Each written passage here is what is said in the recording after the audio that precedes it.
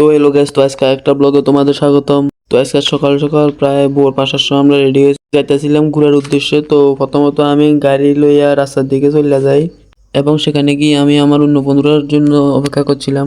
তারপর আমার পিছনে থাকা বন্ধু মোবাইলে ক্যামেরা দেখা মাত্রই সঙ্গে সঙ্গে চোখে চশমা লাগিয়ে নিল। তো ফাইনালি কিছুক্ষণ পর সবাই চলে আসলো এবং আমরা রওনা দিলাম। দুই একজন বাদে মোটামুটি আমাদের ব্যাচে সবাই উপস্থিত ছিল ঘুরতে যাওয়ার জন্য। এরপর আমরা রাস্তার ভিউ উপভোগ করতে করতে চলে যাচ্ছিলাম ডম্বুর দিকে। আজকে আমরা যাচ্ছি ডম্বুর লেক ভ্রমণ করার জন্য। তো কিছুক্ষণের মধ্যে আমরা মোটামুটি উদয়পুর মাদার বাড়িতে চলে আসি এবং সেখান থেকে গন্ডাছড়ার দিকে রওনা হই। কিন্তু গন্ডাছড়ার রোডে ঢোকা মাত্রই যে এত সুন্দর সুন্দর ভিউ দেখা হবে কোনোদিন কল্পনা করতে পারিনি। এরপর আমরা দাঁড়াই ভিউ পয়েন্টে এবং সেখানে দাঁড়িয়ে আমরা সবাই কিছুক্ষণ ফটো টটো তুলি এবং ভিউ পয়েন্টটা তোমরাই দেখো।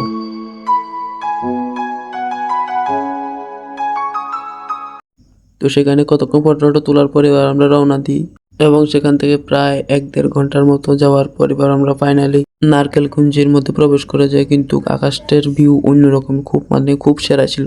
এরপর সেখানে গিয়ে প্রথমত আমরা সবাই মিলে গেটে দিয়ে ভিতর প্রবেশ করলাম এবং গেটে টিকিট কাটা মাত্রই আমাদের সেখানে বৃষ্টি স্টার্ট হয়ে গেল।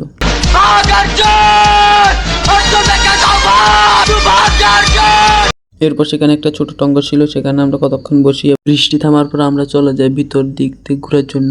তো আমরা সেখানে গিয়ে কি করি তোমরা অবশ্যই পার্ট 2 তে দেখে যাবে, কারণ পার্ট 2 তে পুরোটাই রয়েছে।